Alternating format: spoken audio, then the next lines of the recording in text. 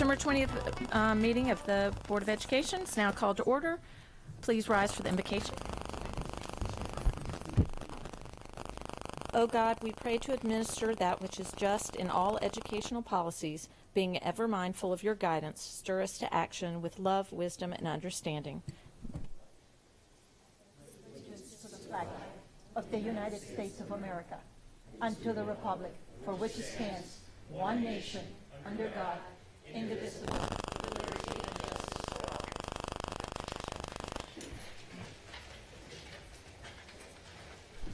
all. Item 2.03 is approval of the minutes. So moved. Oh, Mr. Grannon?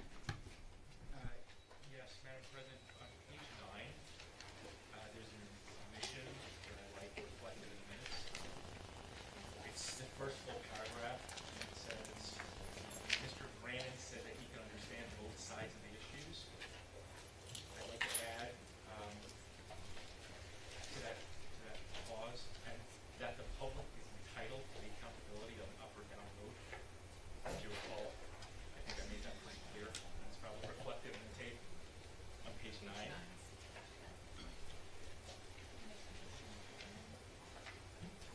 So it's the first full paragraph.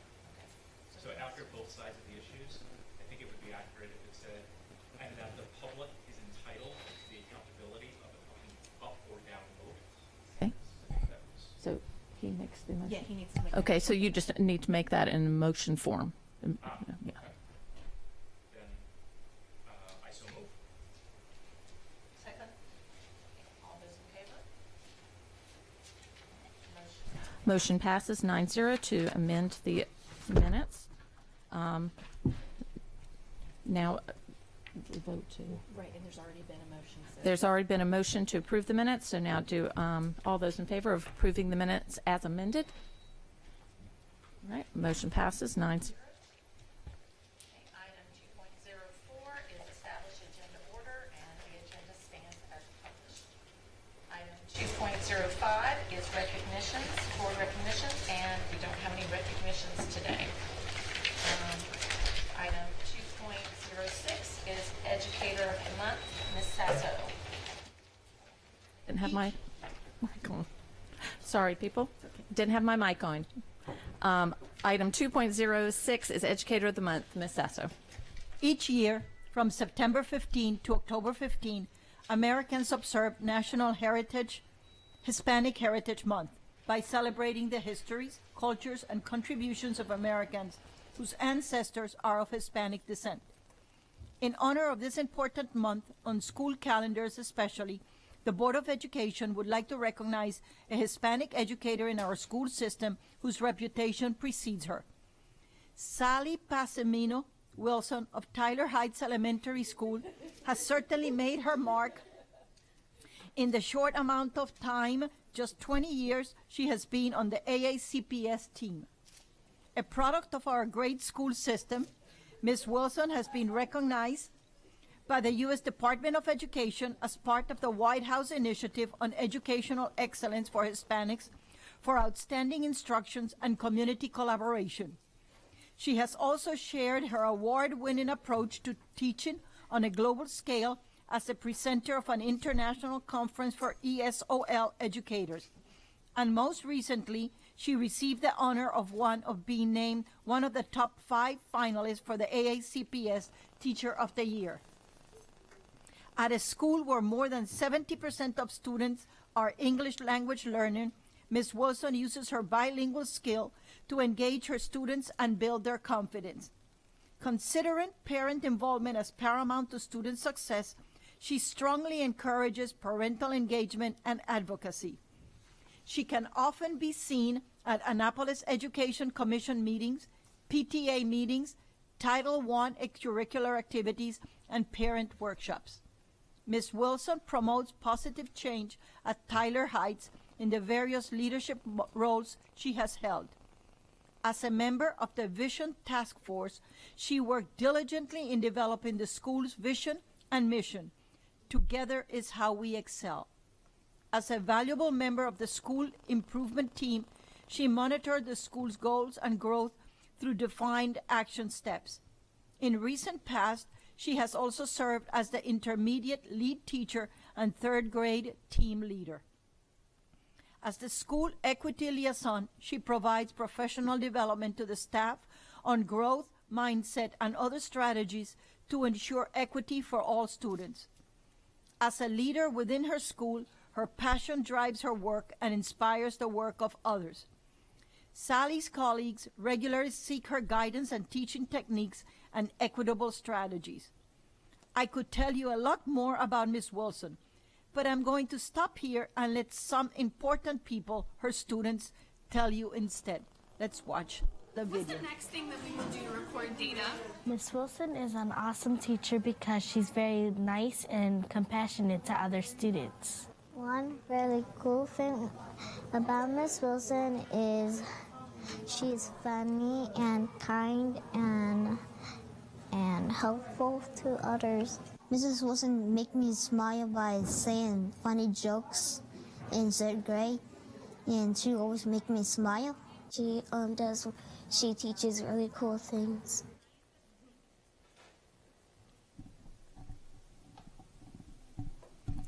Sally Wilson, you provide an immeasurable service to the students of Tyler Heights Elementary School. The instruction and assessment of your students being familiar with their cultural backgrounds and the knowledge you share with other classroom teachers are all critical factors in student improvement. The initiative you show in a diverse school system is truly amazing. On behalf of the Board of Education, I am pleased to present you with the Educator of the Month Award for October 2017. Please join me up front.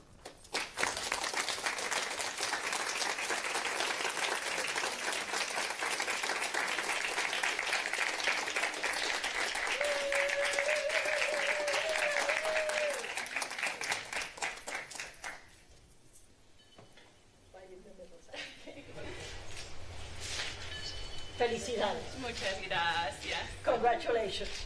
How did they make you get here? What did they tell you? Well, first, I was prepared to come here and advocate for more ESOL teachers and bilingual facilitators. That's what I thought I was doing today, so let me switch gears. But this is such an honor. I want to say thank you so much, not only for representing our school and what Tyler Heights means and what our population represents in our community, which is such an asset for all of Anne Arundel County and for Annapolis. So it means a lot to me for this particular month, being Hispanic Heritage Month, to be able to shine a light on all the diverse educators, which we have so many. We have a number of them at our school, Tyler Heights, who are bilingual, who bring lots of assets to our school and to our community. So I'm very happy to be able to represent all of them and to be able to speak for our children and for our families as well. So thank you so much. Who else came? Who came? Yeah, who came? Who's here? My dad, Pablo Pasimino, is here, my husband, Dan Wilson, and my wonderful colleagues, my ESOL lead teacher, Kelly Tyndall, my principal, Julia Walsh, and our wonderful bilingual facilitator, Angelica Virgil. Okay, well, we would So like thank to you so much. present you with your certificate, and now you have a way to call everybody. Here is your bell.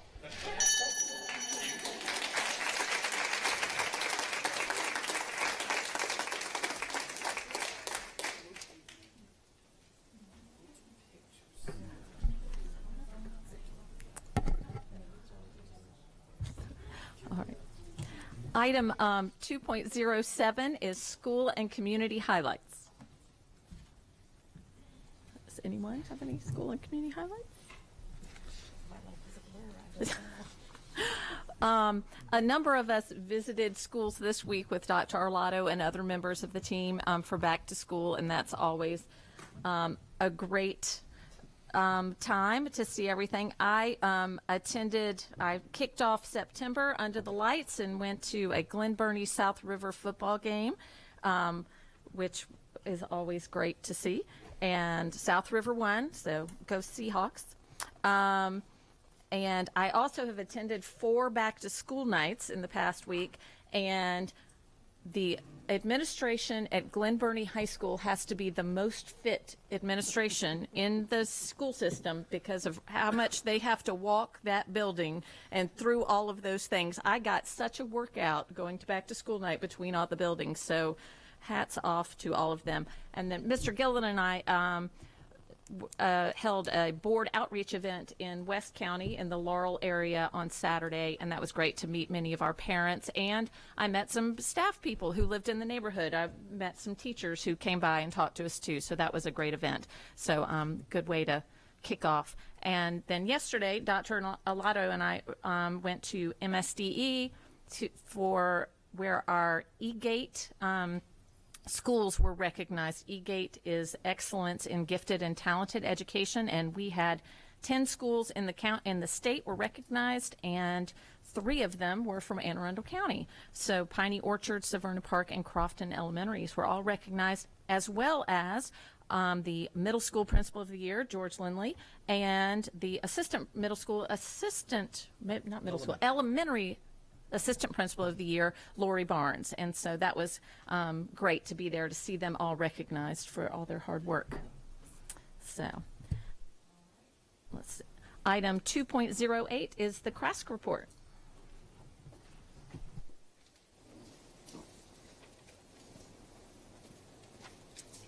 Good morning, President Hummer, Dr. Arlato, and other board members. My name is Julia Paula, and I'm a senior at Annapolis High School, and I am the Chief of Staff of the Chesapeake Regional Association of Student Councils.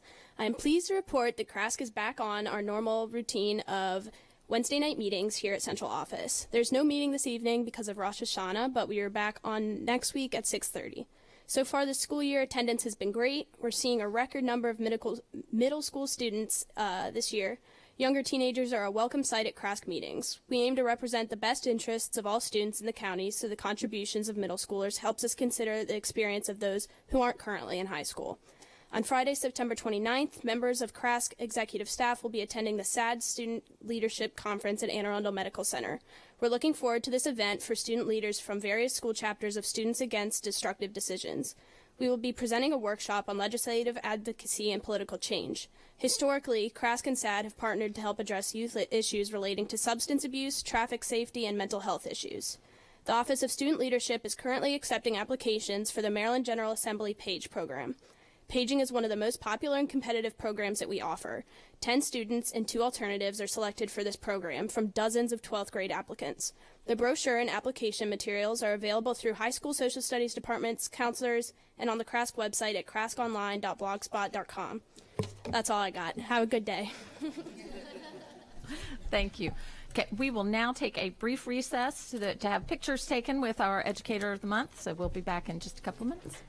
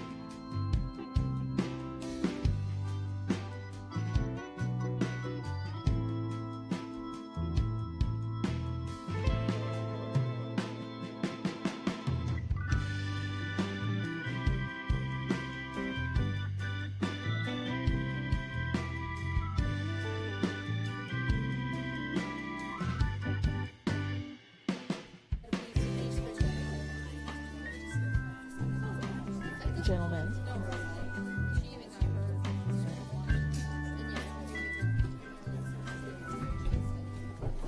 We're now back in session. We've now the public comment portion of the meeting. Anyone wishing to speak on an item not on today's agenda may offer testimony during this public comment portion of the meeting. Speakers will be allotted 3 minutes each. The board asks that comments remain civil and appropriate for the various audiences that may be watching or viewing this meeting. Student-specific and personnel matters are confidential and cannot be discussed in this forum. This time is intended for speakers to voice their opinion and not necessarily as a question and answer period. Speakers may pose questions, but answers will be counted toward the 3-minute allotment. For the record, please give your name before speaking, and handouts should be given to the board assistants. We have one card for today. Sarah Lacey.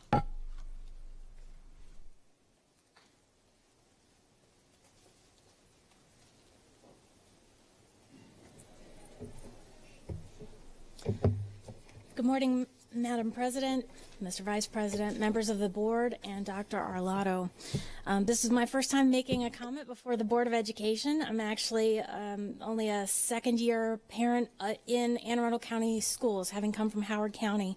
My name is Sarah Lacey. I'm here both as a mom and as the president of the Arundel Woods Homeowners Association. Arundel Woods is a relatively newly constructed neighborhood in Jessup. Specifically, 2 of my children attend Jessup Elementary School. The reason why I'm here is because we have a very serious and urgent transportation issue that needs to be resolved. All of the parents in the community agree that this needs to be resolved, and there's no reason for it not to be resolved. This is basically a tale of 2 buses. There is one bus that is bus 204. Bus 204 is the main elementary school bus that serves Arundel Woods. It stops at the intersection of Wigley Avenue and Gable Drive. That intersection, I would ask for someone from the board to ensure that the supervisor of transportation has actually looked at that intersection and Gable Drive going into Arundel Woods Drive. Just yesterday, bus 204, the driver refused to drop off any children in the afternoon because he was 20 minutes early from when the bus had normally been there. No parents had received notice, and so there were no parents at the bus stop. The bus driver did not discharge any of the students and took them back to school. And his reason was because he felt that intersection is an unsafe place for children to wait. And it is an unsafe place for children to wait. There are no lights, there are no sidewalks, there's no designated safe space for them to wait. And the road on Gable Drive, which connects to the Arundel Woods community, is rough because there's a community next door that's being constructed. And there's no sidewalk and there's no safe place for young children to walk 0.6 of a mile from Wigley and Gable intersection down Gable Drive to Arundel Woods Drive. Arundel Woods is a neighborhood that is essentially a loop, and buses and moving trucks, big trucks, garbage trucks, recycling trucks, every kind of truck possible, including buses, can come into our neighborhood, ride around the loop, and exit back on Gable Drive.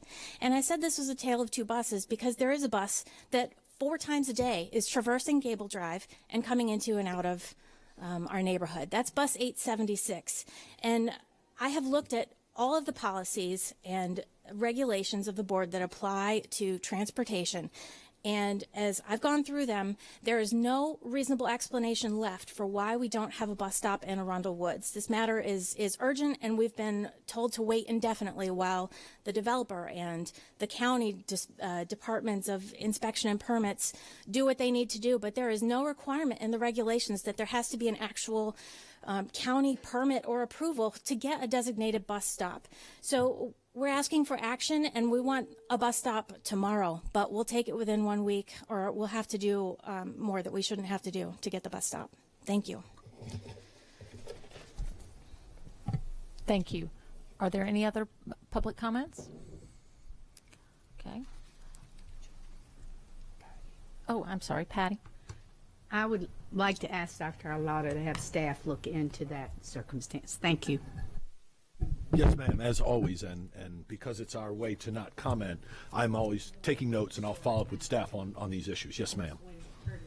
Yes, ma'am. All right, we will now move on to the public hearing for the superintendent's recommended FY 2019 CIP and capital budget. Hold on. Anyone wishing to speak on this item may offer testimony during this time. There will be no public comment on this when we come to this item in the agenda, as this is the public hearing time. Speakers will be allotted 3 minutes each. The board asks that comments remain civil and appropriate for the various audiences that may be watching or viewing this meeting. Student-specific and personnel matters are confidential and cannot be discussed in this forum. This time is intended for speakers to voice their opinion, and there will be no question and answer from the board members. For the record, please give your name before speaking. Handouts should be given to the board assistant. And we currently have one person signed up to speak, Allison Pickard.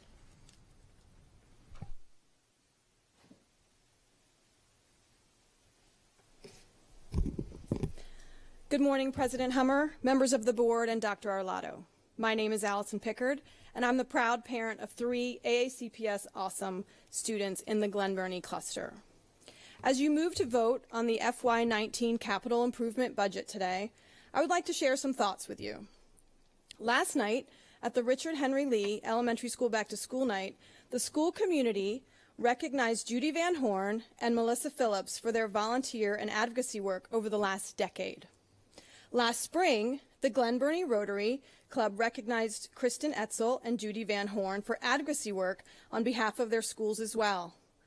Advocates like Van Horn, Etzel, Melissa Phillips, Rachel Jennifer Brienza, and countless others, including students, have been working tirelessly in the Glen Burnie and Old Mill school clusters to move their schools forward in this complex process of construction funding. They have sat in this room in their red and blue shirts and gathered crowds at county-level hearings as well. However, they've been told the best way to advocate for their school is to become the biggest cheerleader for the schools ahead of them on the list. Really? These advocates are now fighting for much-needed school construction renovations that their own children will not even benefit from anymore due to these projects being pushed out farther and farther every year. So with all due respect, I think it's time that we all put on our red and blue and pick up the fight for schools like Richard Henry Lee, Quarterfield Elementary, Rippling Woods, and Old Mill High School. These schools are not only on the top of the current priority list, but have been on the top of priority lists since the MGT's first study in 2006. Students and parents in District 2 have watched as other projects get forward funded by the county while their schools are left to languish on the list. In fact, 12 out of the 23 schools on the current priority list are in the Glen Burnie and Old Mill clusters. Families at Richard Henry Lee were finally presented with the revitalization plans just this past year. Is their funding safe this year? Will construction really start next fall? Old Mill School construction advocates have watched their funding bounce around in this CIP process from FY18 to 19. It was pushed back to 2021 last year by the county executive, and this year it's back for y'all to vote on for 2020. The land for the new high school has been purchased for a new high school, but when will it be deeded to the school system? You could make a bold move this morning and bring funding back to FY19 for some of these schools, but no matter what happens, I would ask each of you to put on your red and blue shirts and become the cheerleaders for these projects. Support them at the state level in October, and use your collective advocacy efforts to lobby both the county executive and the county council in spring. Join the Glen Burnie Old Mill cheerleading squad. And if the community really wants to recognize and honor these parent-student advocates, fund their school construction projects. I can assure you they'd rather suit up in their red and blue shirts for Friday night football games and skip public hearings like these. Thank you. Thank you, Ms. Pickard. Are there any other public comments on the CIP FY 2019 CIP? Okay. Public hearing is now closed. Items 5.01 through 5.03 are consent items, award of contracts. Do I have a motion to bundle these and move them from information to action? So moved. Second. All those in favor? Okay, motion passes. We now have an action item. Dr. Arlotto, your recommendation. Yes, ma'am. I recommend that the Board of Education approve contracts as listed on today's agenda, 5.01, 5.02, and 5.03. Okay. Are there any board questions or comments? Okay. Is there any public comment? All right. So all those in favor? Motion passes 9-0. All right. Item 6.01 is administrative personnel appointments, and there are no appointments for this meeting. Item 6.02 is the superintendent's recommended FY 2019 capital budget, 6-year plan, and state capital improvement plan. This is an action item. Dr. Arlotto, your recommendation. Yes, ma'am. I recommend the Board of Education adopt the FY 2019 capital budget, 6-year plan, and state capital improvement plan. Second. All right. Are there any board questions or comments? Mr. Reinhardt. Thank you, President Hummer. In many of our communities, we have large groups of constituents that are concerned about the proposed alignments for light rail from the the SC Maglev project. In particular, some of the proposed alignments include Odenton Elementary School and also a proposed tunnel beneath Linthicum Elementary School. Was any consideration with SC Maglev and those proposed alignments taken into the current CIP proposal? For the record, Alex Shaknovich, none of the current projects impact either of those two schools, so the answer to that is no. However, we continue to monitor the proposed hearings that are going on facilitated by the state, so we're continuing to assess the situation, but there is no cross path between the CIP and those projects. Ms. Korbelak. In the CIP FY 2020, the grand total of all categories is $141.2 million, which is about $74K less, or $74 million less than the year before in 2019. I'm wondering, should we be sliding some things from FY 2021, which is $200 million price tag, over to 2020 to sort of balance out the figures, perhaps specifically the Mountain Road Corridor Elementary School design, since that part of the county seems to be burgeoning with growth? Well, that's certainly possible, and the board is certainly at liberty to do that. One of the issues has to do with the compounding effect of sliding projects backwards and forwards. If you go back to the board budget that was adopted as approved by the county council this past year, you noted there were a number of projects that were not funded, including or fully funded, including Edgewater, Tyler, Richard Henry Lee, Quarterfield, Hillsmere, Rippling Woods, et cetera, that are projects that are lined up ahead of the Mountain Road Corridor. So they were zeroed out by the county government's budget. Of course, we're trying to continue to improve on that situation, but there has to be a balancing act between what was approved by the fiscal authorities last year in terms of what they're signaling in the long-term plan and our plan. So there is a potential for some slippage of our 19 request into 20 that would move the FY 20 request up.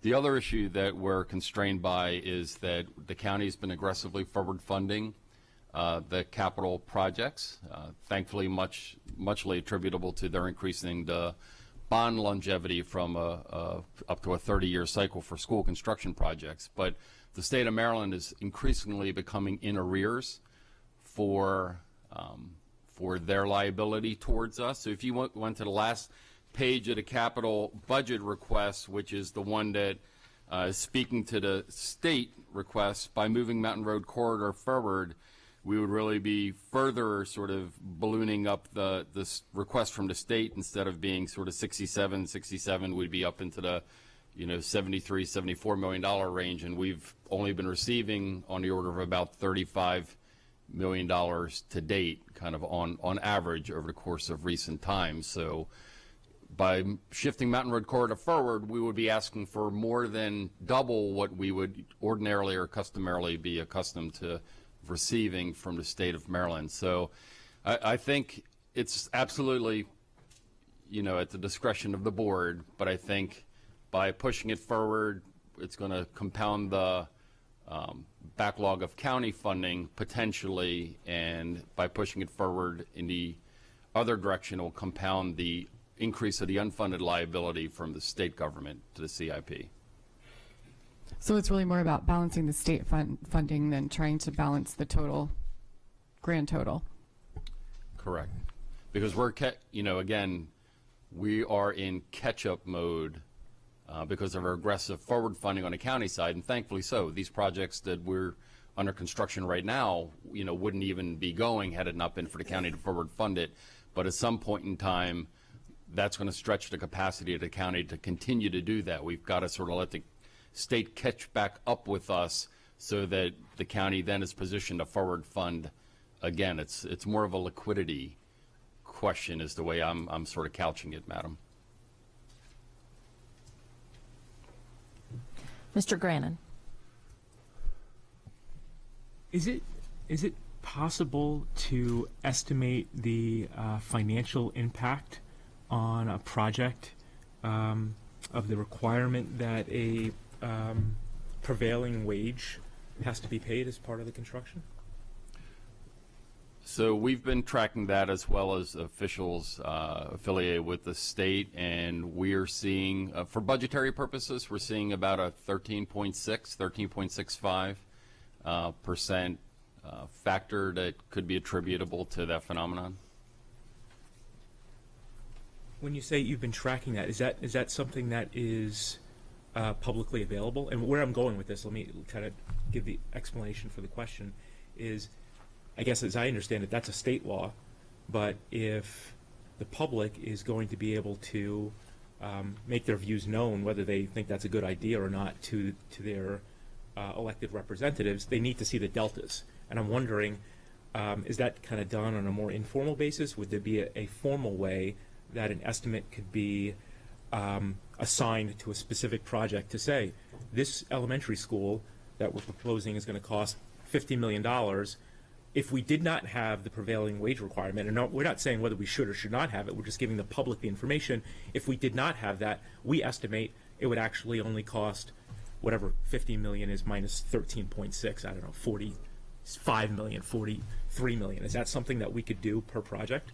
So many of the jurisdictions, including Anne Arundel County, have been doing what's called side-by-side bidding, which is bidding the same project, same set of plans, same set of specifications, and asking the contractors to bid it both ways, with prevailing wage and without prevailing wage. The state of Maryland has asked that we furnish those numbers to them, the public school construction program up in the MSDE building.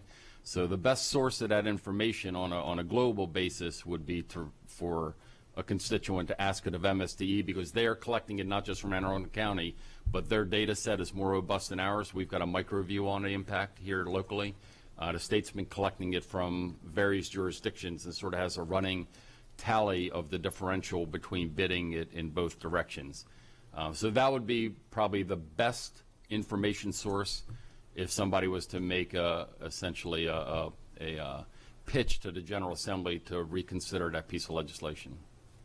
Okay, I just want to make sure I understood you. So do we do that then, side-by-side bidding for all the projects? We do that here in Anne Arundel, as do other counties, and again, that information then that's captured in the bids, and it's been a part of the different contracts. This board has voted on contracts that have been bid both ways, so that information is publicly available here locally, but we've all been, at the request of the state, we've all been remitting that information to them in Baltimore, and they've been aggregating it from all 24 of us, or at least those that have had applicable projects since that law came to fruition in 2015. Okay, last follow-up then. Is there something that we could do? I guess what you're saying is that's all collected and held at MSDE and that the public could go there and get it. But, you know, that's a lot for a regular citizen to do. Is there something that we could do to make that delta a little bit more front and center? Again, not weighing in on whether it's, you know, good as a policy matter or not, but just to make the information available to, for example, the people that come to these meetings as this budget goes through the process. Certainly, if anybody, you know, asks us for the information, we would reach out to the state and be able to get that on their behalf, so that they weren't shopping around, you know, various parts of the state agency. I mean, we know the information here locally. We don't know what the information is on a more broad basis. As the state goes through its budgetary process this upcoming year, I would suspect that their data set has been enriched yet further by real live bids that have occurred in the last 12 months. So we'll probably be able to get more real-time information out of the state as we go through their process in the months ahead. Okay, well, I don't know whether this needs to be a motion or it's something that can just be directed and done, but where I'm going with this is I think it would be good if our materials made it front and center so that everyone could see, again, without us weighing it, because we're not the legislators, to make the decision whether that's the appropriate, you know, thing to do under the law, but so that everybody can see it every step along the way. This is how much this is costing. Again, when those projects are bid and when the consent agenda item comes before you, those numbers are part of the attachment. So they're already a matter of the public record and they're part of the vote for a project that is bid side by side. So the public already has access to that information via the agenda item that's publicly, you know, posted, advertised, et cetera. I'm not sure to what extent we could further elaborate upon that. Well, what we could do, we can certainly work with the superintendent to further that. Well, what we could do, and again, this is just a matter of making things a little bit more user-friendly, and, you know, if it's possible. So I'm looking at a sheet of paper that has, you know, for example, a total, all categories, $216 million. What I'm proposing is that all of these sheets of paper would reflect, okay, $216 million, you know, under the prevailing wage requirement. Here's what we estimate it would be without that. So that would be presumably 13.6% less. Ms. Burge? I'll have another question in a minute, but this is in relation to what he's talking about. I mean, I think that it would be make more sense to do it on the contracts themselves rather than the proposed budget, because the proposed budget uses the state mandated per square foot dollar amount. So, you know, you don't necessarily change it based on, you know, whether you're using prevailing wage or not. But I wouldn't object to seeing on the cover sheets for contracts for capital budget items. I understand that it's in the backup information, but seeing something that says, you know, like a separate line, and I know we have lots of lines already, but a separate line that says, you know, under prevailing wage, this contract would be X. Under, if it were not under prevailing wage, it would be, you know, if there's some way to do something like that. Is that yeah, it's just a little bit more user-friendly. I don't know that the budget itself is the place to do that, but I think maybe individual contracts that are let, it would make sense to do it there, because some contracts would be covered by this and some wouldn't, and so it might not be the whole school, it might just be portions of the school. So that would be my suggestion, if we could ask the superintendent and his staff to look into how to add an item just for clarification for the public. My understanding is that those contracts that is applicable is already there, right? So that information that goes to the board and then is posted publicly, that information on prevailing wage versus non is there, correct? It is in the backup material that's all publicly disclosed. I believe Ms. Burge is asking that we add it to the narrative on the yellow sheet, and I think we can work with the Person Division in your office to sort of highlight that further. I like Ms. Burge's idea. If I could just go one step further, what I would like, again, just to make it a little bit more user-friendly, so when we're at the end of the entire budget process, whatever number gets approved, finally approved, that number has next to it, right next to it, so everybody can see it, what that number would be if we did not have that prevailing wage requirement. And that would just require tallying up all those contracts, the delta between them. That's where I'm going with this. You know, I guess what I'm saying is the capital is not going to sit down and count up all these contracts and figure out, well, we know the delta for this particular school is $10 million. What I'm saying is, as part of our function, I would like to be able to present that number so that the capital can put that out there and so that citizens can see that. And if citizens agree with it, they can say, hey, we think that's great. If they disagree with it, then they can call up their delegate and say, hey, what's going on here? We're paying $50 million for this school, and we should only be paying $44 million for this school. That's all I'm saying. So your idea, just which was an improvement on mine, just one more step so that the aggregate is there at the end. I think, though, that would be a post-contract exercise, not a budget exercise. That's fine. Okay, I just wanted to make sure we were distinguishing between the two, because you kept saying on the budget you would want it presented. But it's when you budget, you haven't let the contracts yet, so you don't know yet what those bids are. So it would have to be after every contract had been let, then you could say, here are our final results on such and such a school. But you couldn't do it prior because you don't know exactly yet. So that's why I think that, you know, perhaps, you know, the superintendent and his staff can work and come back to us maybe with how they think they could best present this information to help make the public more aware of what the costs are and what the implications of existing law are. And to clarify something that you said, Alex, for not every single contract in a school construction project falls under prevailing wage. It's only certain amounts. Correct. It's only applicable to certain elements of projects, and clearly, if it's a locally funded project, it's not applicable at all. So, it's select elements of state eligible funded projects. So the entire, say, a school is $50 million. Not all $50 million of that falls under prevailing wage. So it would be portions. So correct. So, for example, planning, design activities, furniture, fixtures, equipment activities, testing, inspection activities. There's a lot of elements of a project that prevailing wage does not apply to. Okay. So, Ms. Burge. Okay, on a different subject. I have a question about the Old Mill series of projects. I know that really getting started on these, I believe, is somewhat dependent upon the purchase of additional property so that we can start moving the schools. Can you tell me about the status of the purchase of Papa John's Farm by the county? Has that gone through yet, or are we still waiting for that to be finalized? We're waiting on it to be finalized. Okay. It's under essentially final legal review. Okay. Once that is done, the property closes and then is recorded in the land records of the county. Is there an anticipation as to when that might be and how sure we are that it will happen? They're actively pursuing it, and I would believe it will be imminent. I don't have an exact date, Okay.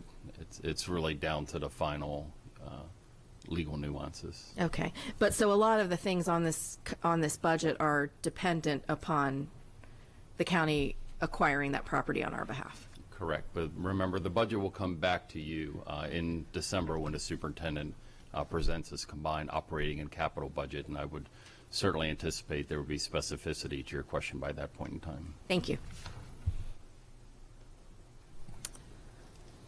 Are there any other board questions or comments? All right, all those in favor? All right, motion passes 9-0. Okay. Item 6.03 is the FY 2018 Comprehensive Maintenance Plan. This is an information to action item. Do I have a motion to move this from information to action? All those in favor? Okay, Dr. Arlotto, your recommendation. Yes, ma'am. I recommend board approval of the fiscal year 2018 Comprehensive Maintenance Plan. So, second? Okay. All right, are there any board questions or comments?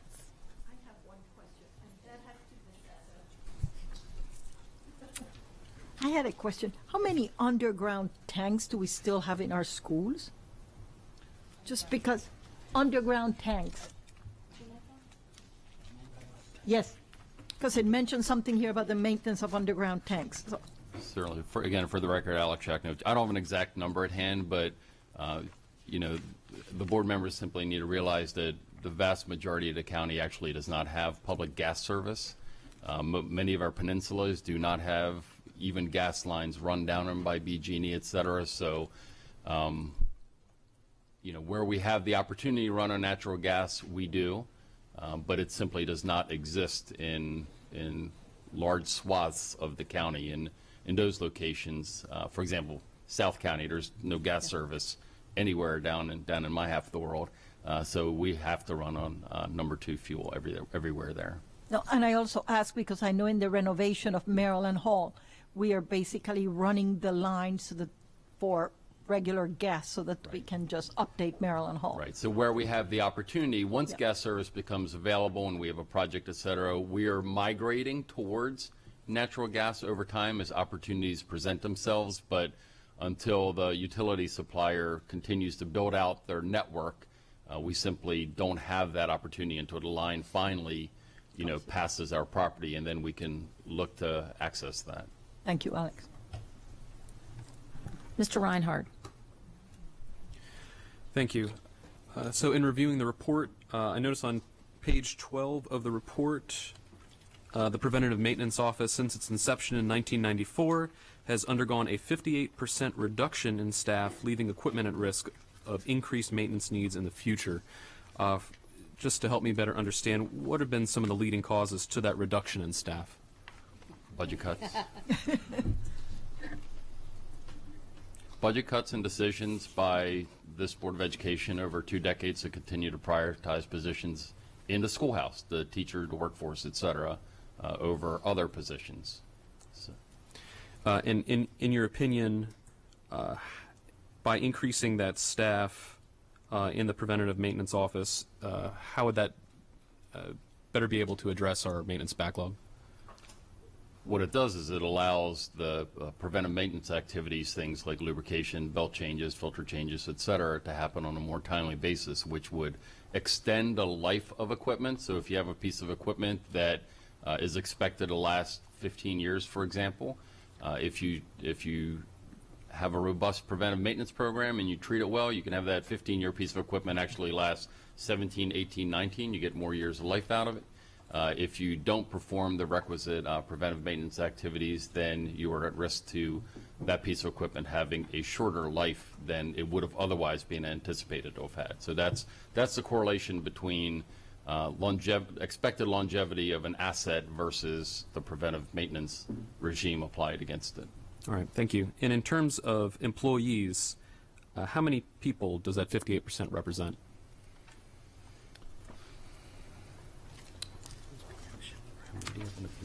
Hold on a second.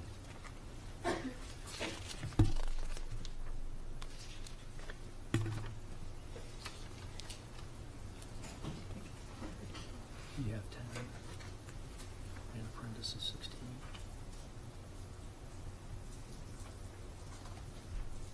So there's, on the preventive maintenance team, there's currently 21 individuals, so essentially it would be a doubling of that. Okay. Thank you. As we move ahead and consider the overall budget, that'll be an important consideration, certainly. And I just want to make sure I'm reading this correctly. This is my first time through one of these budgets. Am I correct in reading that in the last fiscal year, I'm sorry, on page 7 of the report, that in the last fiscal year, we requested $7 million to address the backlog, and we were only funded at $4 million to address the backlog? Correct. And we're working with a $160 million backlog? No, sir. $326,612,800 backlog. So $4 million. Just to humor me, how many years would it take at that current level of funding? So that's not the only dollars that apply to it. Is their funding schedule there on page 7. All of those dollars collectively are applied against it, not simply maintenance backlog. The maintenance backlog item tackles projects, for example, that are ineligible for state funding. So you'll see just on that same funding schedule, you'll see a little further down something called, for example, facility system component replacement as a $20 million request. That's a combination of state and about $12 million from the county and $8 million from the state. So we have more than one funding source applied towards helping us eradicate that backlog. And do we have an anticipated date of when we would actually break even? Decades? Likely that would not occur. Again, you know, the physical infrastructure continues to age, and our capital reinvestment into our facilities does not equal the rate of expiration or deterioration of facilities. So year over year, the backlog continues to increase. So for example, the calculated backlog this year is about 5.8% larger than it was at this time last year. So even that $7 million that was requested is still a very conservative number. So ideally, what should we be requesting year over year to address that backlog? Well, again, we're sort of addressing it in various different fashions, but if you're looking to eradicate it in 10 years, which essentially it's a 10-year plan, it'll be 1/10 of 326 million, so about 32.6 million. Ms. Birch. And so if the backlog continues to increase then by 5 to 7% or whatever a year, that 10% amount would also need to increase by 5. So if it's 32.6 million this year that we need, next year we'd need 32.6 plus 5%. It wouldn't be a constant over the 10 years. That's correct. Because more likely than not, the backlog is growing by a certain percentage each year. But again, remember that there's a lot of things that work against the backlog. So for example, we just recently opened Severna Park High School, so all of the backlog that had built up as part of that school disappeared. Got zeroed out by the replacement school that was put into place. So But despite that, we still have a 5% bigger backlog. Correct. So if we hadn't built Severna Park, it would have increased by a lot more. yes, ma'am. Okay, thank you. So it's always, again, you know, we've got a capital program and we're trying to tackle it from various aspects, and it's always a combination of ensuring that, you know, we continue to take care of our aging fleet of infrastructure, continue to address our capacity concerns, continue to update our buildings programmatically so that they can support today's educational delivery model. So it's always a very delicate balancing act about how we deploy our resources. Thank you. Ms. Nally. I think Mr. Reinhardt touched on something that we've talked about for a long time, and that is the ability to, and you years ago, I remember some things you say, Alex, said as if you had your own home and you have a roof and you don't do any repairs, or you have whatever, and then you have to, that becomes a big problem. If you're able to have the personnel other than the 21 folks, if you're able to have that, you could do some preventive maintenance, as we all do on our homes and businesses and whatever. We have been unable to do that, which has really made this backlog, I think, in my years on the board, go up more quickly. Is that a fair assumption? No, it is, because again, the very definition of a backlog, essentially, Ms. Nally, is that, you know, you've got a series of work that you should have accomplished this year, but because of fiscal constraints or other forces, you didn't eradicate that entire list. You eradicated some portion of the list. The unaccomplished or incomplete element then rolls forward to next year. But next year, you already had a list that was due next year as well. So now it's next year's list plus the incompleted portion of the current year. So that's how a backlog over time continues to grow. Unless you can fully address it each and every fiscal year, the incomplete portion continues to roll forward. And you're right, it is continue to increase substantively over your tenure here in this Board of Education. Mr. Reinhardt. Thank you for helping me with that clarification, Ms. Nally. So as we just looked at the capital improvement plan for construction of new schools, does this comprehensive maintenance plan that we have in front of us, does it take into account some of that backlog being eliminated by proposed new school construction? It does. Each and every year it's recalibrated to remove the liabilities associated with those buildings that we've now completed and have been taken off the rolls. So that 326 million already took into account all the new construction? Correct. Okay. Switching gears to a different percent. On pages 13 and 14 of the report, I read that Energy Conservation Division remotely programs the scheduled start-stop times and operates heating and cooling equipment to maintain proper temperature set points according to building occupancy and after-school activity requests at approximately 98% of our schools, done by internet connections to central monitoring office. What's preventing us from getting to 100%?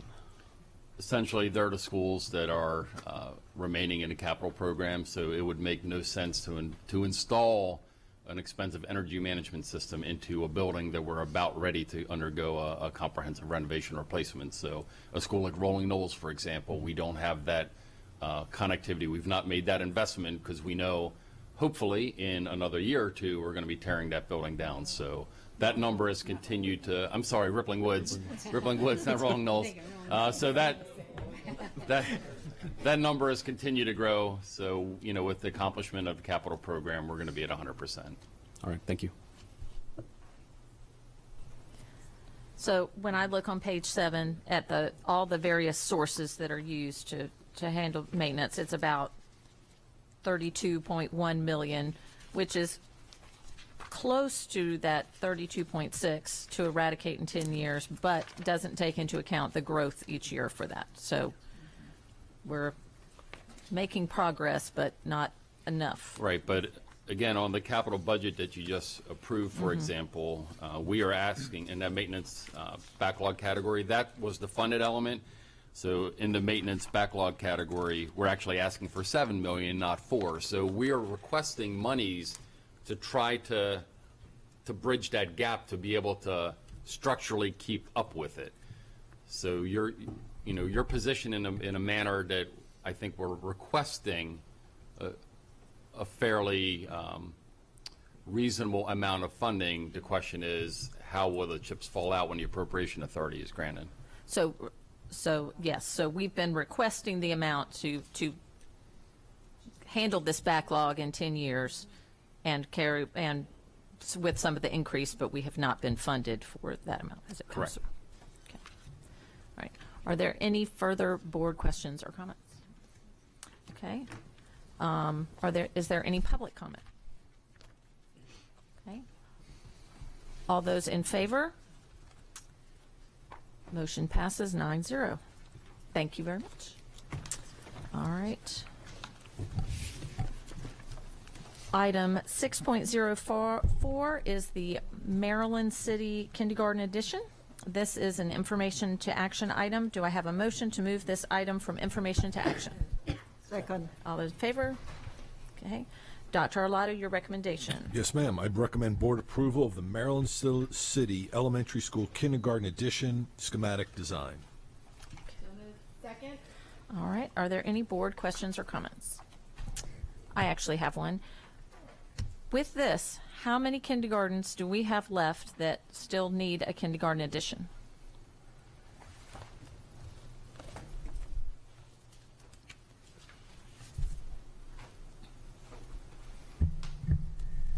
Well, with this one, we have 51 complete, 7 under construction, 5 under design for 63, and then we have 3 in the 6-year plan, 13 remaining. 13 remaining. So this goes back to what year was it passed that required that we go to all-day kindergarten? It was passed in the 04-05 legislative cycle, and the mandate was to have them in place by the 07-08 academic year. And so we've had full-day kindergarten since 2007, but we are still working to provide the space needed. So we still have 13 schools that need to have. So Ms. Nally, you had asked about the open closure schools, and you hope those were done before you're gone, and I'm going to hope that before I'm gone we can get all these kindergartens, but we'll see how that works out. What? And then we'll have to be adding on pre-K additions, so it will never end. All right. Is there any public comment on this? All right. All those in favor? All right. Motion passes 9-0.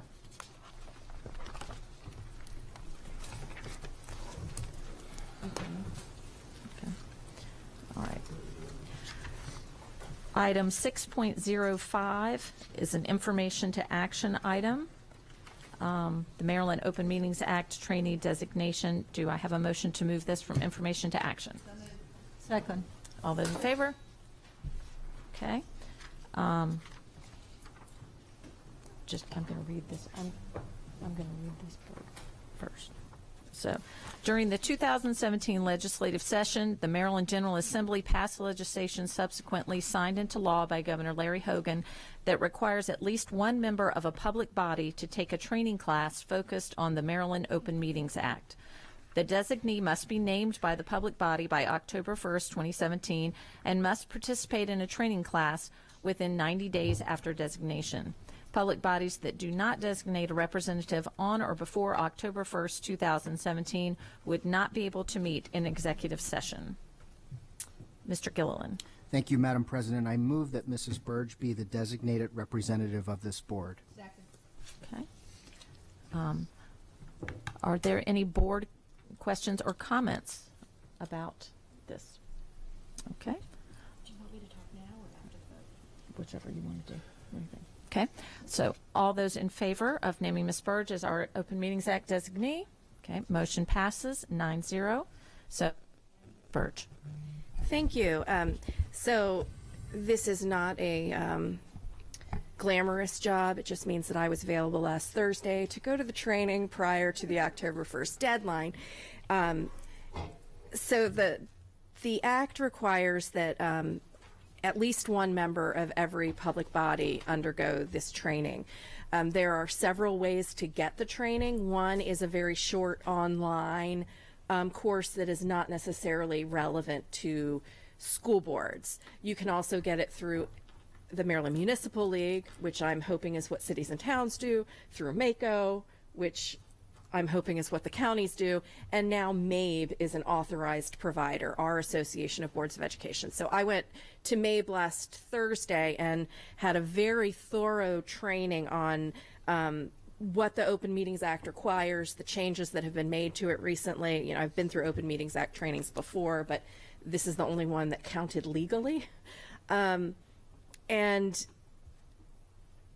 I basically, it is incumbent upon us to police ourselves, which is what the new law requires. And so I'm going to be, for now, the person. We will probably have more designees after other people take the training, but for now, it's me. It was an excellent training. It thoroughly covered everything we need to know, from whether something is a meeting at all to whether it can legally be closed for certain things. And if I am ever not here at a meeting, then we have to fill out a form required by the state, and all of those items would be public record as part of the minutes. So I don't know if any of my colleagues have questions about the training I underwent. I know that a few people are thinking about going in November to the MABE training, or we may try and get some training here for ourselves. Thank you, Ms. Burge. So that concludes the agenda items. Mr. Gilliland. Thank you again, Madam President. I move that the board go into closed session to conduct collective bargaining negotiations or consider matters that relate to the negotiations. Second. All those in favor? Okay, we are now going to closed session. The next board meeting will be held Wednesday, October 18th at 7 p.m. The next board policy committee meeting is Wednesday, October 11th at 1 p.m. in conference room 2A of the Parham Building. The next board budget committee meetings is today, September 20th, 1 hour after the board meeting ends, and then Wednesday, October 18th at 5 p.m. We are now adjourned.